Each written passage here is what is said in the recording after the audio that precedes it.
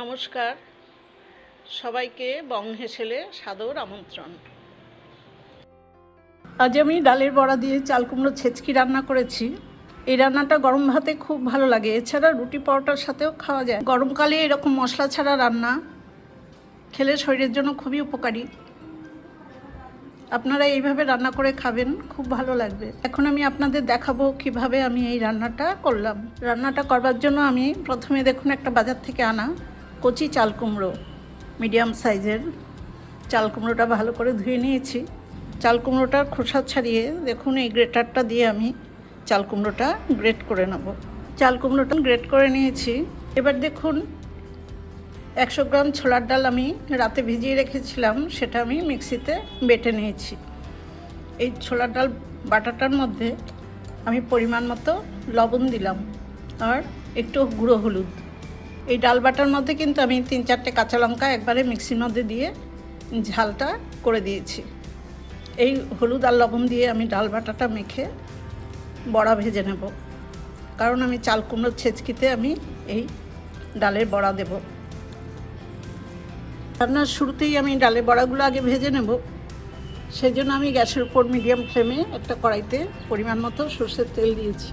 তেলটা গরম হয়ে গেছে, এবার আমি ছোট ছোট করে এর মধ্যে বড়া আকারে দিয়ে দেবো।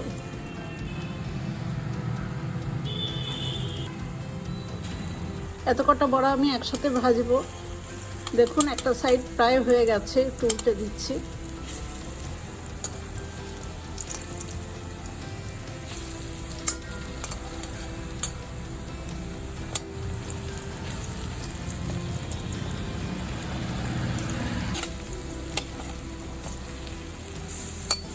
সবকটা বড়াই উল্টে দিয়েছি। এবার উল্টো দিকটাও ভালো করে ভেজে নেব। বড়াগুলো ভালো করে উল্টে পাল্টে ভেজে নিয়েছি। এখন আমি বড়াগুলো নামিয়ে নেব।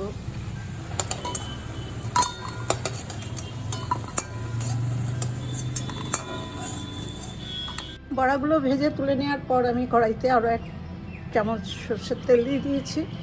তেলটা গরম হয়ে গেছে। এবার ফোড়নে 2টো শুকনো লঙ্কা দিলাম।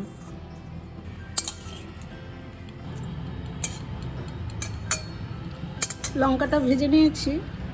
এবার 1/2 চামচ কালো জিরে দিলাম ফোড়নে।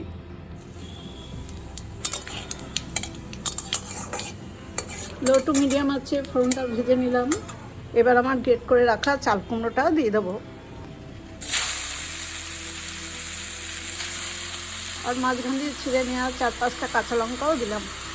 রান্নাটায় কিন্তু একদমই মশলা থাকবে না, এই কাঁচা লঙ্কার ঝালটাতেই ঝাল হবে।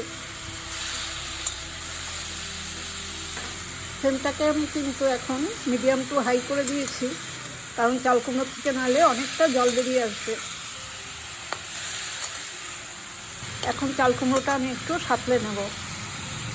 কিছুক্ষণ চাল কুমড়োটা নাড়াচাড়া করে নেওয়ার পরে আমি দেখুন একটু লবণ দেব, 1/2 চামচেরও কম। এরকম রান্নায় কিন্তু লবণ কম দরকার হয়, কারণ চাল কুমড়ো বা লাউ এরা খুব মিষ্টি ধরনের খাবার। এতে বেশি লবণ হয়ে গেলে স্বাদটা নষ্ট হয়ে যায়। আর অল্প পরিমাণে গুঁড়ো হলুদ দিলাম 1/4 চামচ।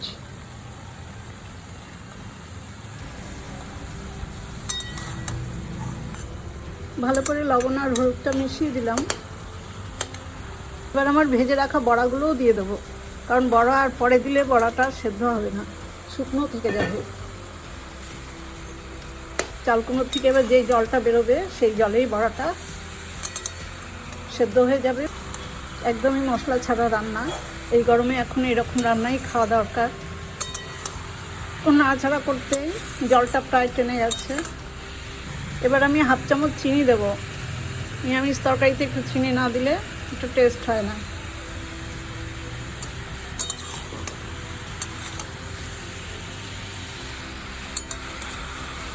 ফ্লেমটা মিডিয়াম টু হাইতে আছে।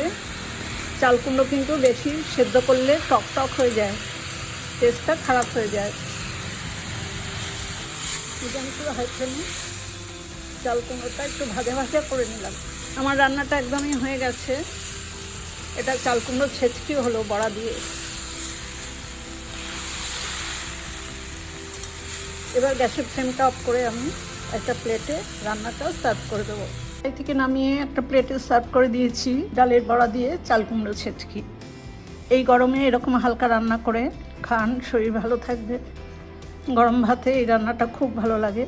আমার এই রান্নার রেসিপিটা দেখে আপনাদের যদি ভালো লাগে তাহলে আমার ছোট্ট চ্যানেলটাকে সাবস্ক্রাইব করে আমার পাশে থাকবেন। বেল আইকনটাও প্রেস করে দেবেন, লাইক করবেন, শেয়ার করবেন আর কমেন্টস করে জানাবেন কেমন হলো। সবাই খুব ভালো থাকবেন, সুস্থ থাকবেন। ধন্যবাদ।